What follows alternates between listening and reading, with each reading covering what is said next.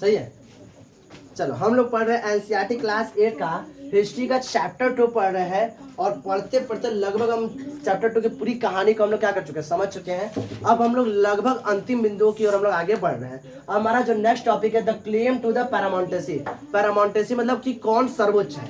तो इस समय हमारे भारत मतलब उस समय के भारत में, उस समय के इंडिया में क्या हुआ था कि ब्रिटिश कंपनी लगभग आधे से अधिक जगहों पर अपना कब्जा जमा चुकी थी। अब कंपनी लगातार एक के बाद एक बड़े बड़े युद्धों को जीत भी रही थी, और वो बड़े बड़े राजाओं को हरा रही थी। तो कंपनी, ब्रिटिश कंपनी का कॉन्फिडेंस लेवल अब क्या एकदम आसमान छू रहा है। क्या हो रहा है? आसमान। तुम लोग जैसे देखते हो हर बार जीत मिलती है, तुम्हारा कॉन्फिडेंस क्या हो जाता है, हाई हो जाता है। और हम लोग खुद को जैसे पहले के राक्षस देखते थे, राक्षस जो रहते थे वो क्या करते थे कि छोटे छोटे युद्धों में जीतते जाते थे, हराते जाते थे लोगों को। जब नहीं कोई वरदान पा लेते थे तो अपने आप को क्या मान लेते थे, भगवान मान लेते थे। इसी तरह ब्रिटिश ईस्ट इंडिया कंपनी लगातार युद्ध जीतने जा रही है और सभी लोगों को, राजाओं को हराती जा रही है। तो अब अपने आप को क्या मान ली, भगवान मान ली। तो वही कर रहा है द क्लेम टू पैरामाउंटेसी। अब वो क्लेम कर रही है, वो दावा कर रही है कि उसकी कंपनी का रूल क्या है, सबसे सर्वोच्च है, सबसे क्या है, ऊपर है। उसकी कंपनी का रूल्स रेगुलेशन, उनका ढर्रा रवैया, उनका एटीट्यूड, हर चीज क्या है, हमारे देश के जो इंडियन लोग हैं उनसे ऊपर है। यही उनका क्लेम है, द क्लेम टू पैरामाउंटेसी। अब देखो क्या होता है, the from the early 19th century, 18th century मराठों से युद्ध होता है, उसके बाद लगभग महाराष्ट्र को जीत जाती है। अभी आगे आके हम देखें पंजाब और अफगानिस्तान में से कैसे जीते वो आगे देखेंगे। लेकिन अभी देखो कंपनी क्या करती है, तो कंपनी अभी लेट 18th सेंचुरी में हराती है मराठाओं को, और 19th सेंचुरी से स्टार्ट होता है the company pursued a aggressive policy of the terrestrial expansion. अब वो लगभग मेन राजाओं को हरा चुकी है। विंध्य के साउथ वर्ड एक्शन में उसका क्या फैला हो चुका है, उसका कॉन्फिडेंस लेवल एकदम हाई है। वह क्या करे, वह अब एग्रेसिव, उसका मोड कैसा, एग्रेसिव मोड है, एकदम एग्रेसिव में एकदम काम करे, इधर कब्जा करना है हमें, इस इलाका में क्या करना है, हमारा शासन चलाना है। ऐसे एग्रेसिव मोड में आ गई थी एकदम। कैसे मोड में थी, डिफेंसिव नहीं कि ये भैया हमें अपना राज दे, नहीं, एग्रेसिव मोड में। पहले भीख मांगती थी, हमको नहीं कहती थी 3 ऑफिशियल 3 गाँव, ऐसे नहीं, डायरेक्ट युद्ध लड़ेंगे नहीं, कब्जा करने दो। ऐसे एग्रेसिव मोड में आ गई थी। क्या करने के लिए, अपने टेरिटोरियल का एक्सपेंशन करने के लिए, अपने राज्य का क्या करने के लिए, एक्सपेंशन करने के लिए। ये भी राज्य हमारा हो गया, ये भी राज्य हमारा हो गया, इस तरह से एक्सपेंशन करने के लिए क्या हो गया, एकदम एग्रेसिव मोड आ गई थी एकदम। बस मरा है। From the early 19th century the company perceive मतलब एक तरह से उस फॉर्म में थी, उस रूप में थी कि एग्रेसिव मोड में थी। Aggressive policy of the territorial expansion, वो अपने टेरिटोरियल का क्या करता, एक्सपेंड करना चाह रही थी, फैलाना चाह रही थी। ठीक है। अंडर द लॉर्ड हेस्टिंग, किसके अंडर में, लॉर्ड हेस्टिंग के अंडर में। लॉर्ड हेस्टिंग के अंडर में एक नया पॉलिसी स्टार्ट किया गया, एक नया पॉलिसी स्टार्ट हो गया सर्वोच्चता का, किसका, पैरामाउंटेसी का। यानी सबसे ऊपर कौन है, अंग्रेज का शासन, ऐसा हुआ था। तो लॉर्ड हेस्टिंग के अंडर में एक पॉलिसी चलाई गई जो यह दिखाता है कि उनका शासन क्या है, हमारे हिंदुओं के शासन, हमारा जो इंडियंस है उनके शासन से ऊपर है। अंग्रेज ऐसा सोच रहे, उस समय ब्रिटिश इंडिया कंपनी ऐसा सोचने लगी कि उनका जो रूल्स रेगुलेशन, उनका जो एटीट्यूड है, वह जो वहां के उस समय के हिंदुस्तानी है, इंडियंस है, उनके एटीट्यूड लेवल से ऊपर है। उनका सभी रूल्स रेगुलेशन इंडियन से ऊपर है। इसलिए अगर किसी भी राज्य को अगर हड़पना है, किसी भी राज्य पर अपना कब्जा जमाना है, तो किस राज्य पर कब्जा जमाना है या किस राज्य को धमकी देना है कब्जा जमाने का, यह सभी जो अथॉरिटी था वह कंपनी अपने पास रखती थी। पहले राजा महाराजा के पास था ना कि ये राज्य मेरा है, अब कंपनी के पास अथॉरिटी है। अब मेन राजा कौन हो गया है, कंपनी। अब कंपनी किसी भी राज्य को हड़प सकती है, कब्जा कर सकती है, किसी भी राज्य को धमकी दे सकते हैं, तुम्हारा राज्य हमारा हो जाएगा अगर ऐसा ऐसा करोगे तो। ये अब किसके पास अथॉरिटी है, कंपनी के पास। क्यों कंपनी के पास है, क्योंकि कंपनी यह मानती थी कि उसका जो देश चलाने का तरीका है वह इंडियन के देश चलाने के तरीके से क्या है, ऊपर है, सुप्रीम पावर है, ऐसा वो लोग मानते थे। नहीं, ऐसा वो लोग मानते थे, बात समझ रहे हैं। तो ऐसा किसके अंडर में चलाया गया, लॉर्ड हेस्टिंग के अंडर में। The company claim that it's authority was supreme. Company यह मानती थी, ये क्लेम करती थी कि उनका जो अथॉरिटी है, यानी उनका जो अधिकार है वह सुप्रीम है, वह सबसे ऊपर है, इंडियंस का कोई अधिकार नहीं है। ऐसा कंपनी का दावा था। ऐसा किसका दावा था, कंपनी का। In order to protect its interest it was justified in annexing और threatening to annex any Indian kingdom. वह अपन देखो क्या बोला है, in order to protect its interest. अब देखो ध्यान से, वो क्या करती है, अपना भला करने के लिए, अपना भला करने के लिए, in order to protect its interest, अपना भला करने के लिए, या वहां के जो मतलब वो चाहती थी कि देश किसका हो जाए, हमारे अंडर में, लेकिन दिखाती ऐसा थी कि हमारा जो रूल्स रेगुलेशन, हमारा देश चलाने का जो तरीका है वह इंडियन से ऊपर है। इसलिए उनका भला करने के लिए, उनके लोगों का भला करने के लिए तुम्हारे पर हम शासन करेंगे, तुम्हारा भला हो जाएगा, इस तरह बोल के वह यह अधिकार अपने पास ले कि अब इस राज्य को हम क्या कर सकते हैं, हड़प सकते हैं, या इस राज्य पर अपना कब्जा जमा सकते हैं। यह अथॉरिटी कंपनी क्या ले ली अपने पास।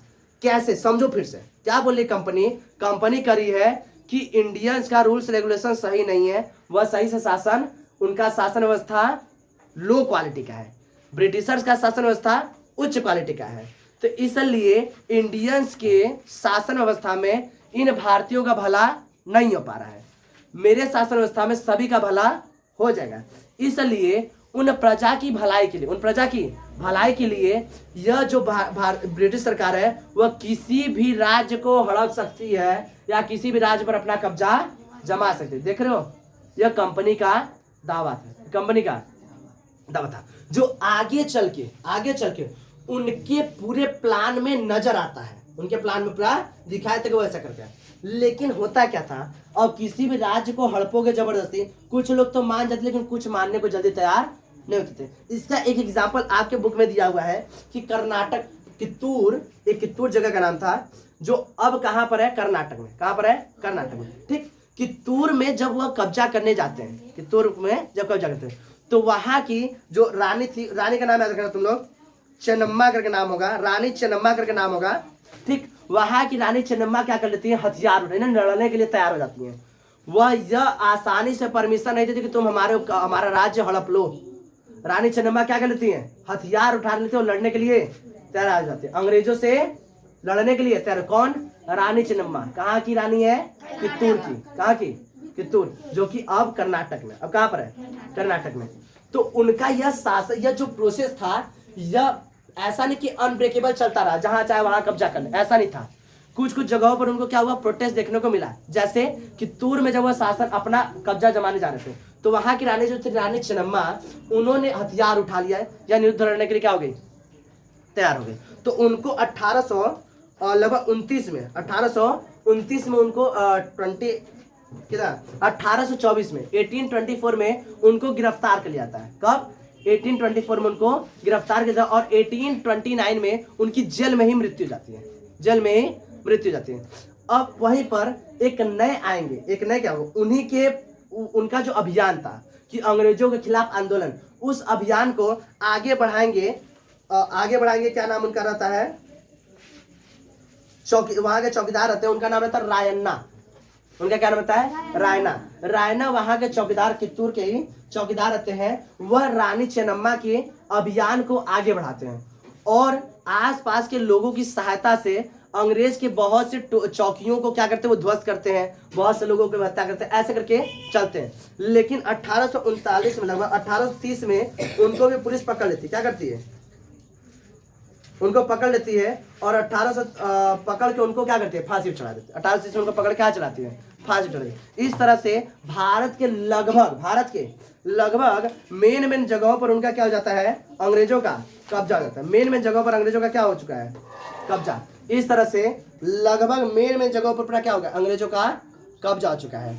लेकिन इस समय अंग्रेज लगभग 1830s में, उस समय अंग्रेज जो थे रसिया के पावर से बहुत ज्यादा भयभीत थे, यानी डरे हुए थे, क्योंकि रसिया का भी पावर था और रसिया अफगानिस्तान पर भी कब्जा करना चाहता था और अफगानिस्तान पर कब्जा करता दोनों में आपस में टक्कर हो जाता। इसलिए कंपनी ने क्या किया, Russia might expand across Asia, enter India from the north west से इंडिया में इंटर कर सकता था, जिसकी वजह से क्या थोड़े से ब्रिटिश थोड़ी सी डरी हुई थी, ब्रिटिश इंडिया क्या होती थोड़ी सी डरी हुई थी। They fought. अब उसके बाद क्या होता है, वो सोचते हैं कि अगर अफगानिस्तान हम किसी तरह से कब्जे में करें, क्या करें, अफगानिस्तान पर किस तरह से कब्जा कर लें। इसलिए अफगानिस्तान से लगभग मतलब बहुत ही लंबी लड़ाइयाँ हुई अंग्रेजों की, अफगानिस्तान से लगभग बहुत ही लंबी लड़ाइयाँ हुई और वो 1838 से 42 के बीच में लंबी लड़ाइयाँ हुई। और 1842 में वहाँ पर कंपनी इनडायरेक्ट अपना एक तरह से अपनी कंपनी का एस्टैब्लिशन करते हैं, खुद नहीं जाते हैं लेकिन इनडायरेक्ट रूप से अपना वहाँ पर क्या करते हैं, एक अपना एक तरह से कठपुतली अपना वहाँ पर रख देते हैं, जो ब्रिटिश ईस्ट इंडिया कंपनी के हिसाब से क्या करेगा, शासन चलाएगा। किसको किसको, पूरा मुंबई से जीत चुके हैं, कर्नाटक मैसूर वसूर एक बंगाल वंगाल बनारस सब जीत चुके हैं, उधर अफगानिस्तान में जीत चुके हैं। अब बारी थी किसकी, पंजाब की, और सिंध का भी राज्य अब वो जीत चुके हैं। 1842 में कहाँ जीते वो लोग, अफगानिस्तान। 1843 में जीत जाते हैं सिंध, सिंध मतलब पाकिस्तान का हिस्सा था, सिंध कहाँ का हिस्सा था, सिंधु इंडस रिवर के आसपास का, इंडस वैली के आसपास के इलाका, तो वहाँ का क्या लगा, सिंध इंडस वैली नाम जगह का, वहाँ का भी 1843 में वो ब्रिटिश इंडिया कंपनी वहाँ का जगह जीत जाती है। पास में रहा है। अब बारी था किसका, पंजाब का, बारी था किसका, पंजाब का। पंजाब में जब जाते हैं ब्रिटिश इंडिया कंपनी वहां पर जीतने जाती है, तो वहां के राजा थे राणा रणजीत सिंह, ऐसे कुछ नाम उनका, महाराजा रणजीत सिंह, वीर बहादुर महाराजा रणजीत सिंह। वो अंग्रेजों की दाल वहां पर गलने नहीं दिए, अंग्रेजों किसी तरह से पंजाब को आसानी से हथियाने नहीं दिए। लेकिन अब क्या कहे, कोई इंसान अमर तो है नहीं, जब तक जिंदा रहे तब तक अंग्रेज पंजाब में अपना शासन नहीं चला पाए। लेकिन क्या किया जाए, 1849 में लगभग उनकी मृत्यु हो जाती है, 1849 में उनकी मृत्यु हो जाती है, और उसके बाद से पंजाब पर भी अंग्रेजों का क्या हो जाता है, शासन हो जाता है। इस तरह से अंग्रेज लगभग एशिया के मतलब देखा जाए इंडिया, अफगानिस्तान और पाकिस्तान के लगभग बड़े हिस्से में अपना कब्जा जमा चुके हैं, क्या कर चुके हैं, अपना कब्जा जमा चुके हैं। अब नेक्स्ट हम लोग टॉपिक पढ़ना, इस तरह से अपना लगभग उनका पैरामोंटेसी का ये द क्लेम टू द पैरामोंटेसी ये टॉपिक क्या होता है, खत्म। अब नेक्स्ट हमारा जो टॉपिक आएगा द डॉक्ट्रिन ऑफ लैप्स, यानी विलय की नीति। विलय की नीति का क्या सिद्धांत रहता है, क्या लॉर्ड डलहौजी का क्या नियम रहता है, ये हम लोग पढ़ेंगे नेक्स्ट टॉपिक में। आज के लिए इतना है। बात समझ में आया, कैसे उनका रूल्स रेगुलेशन था, इसको लिख लो।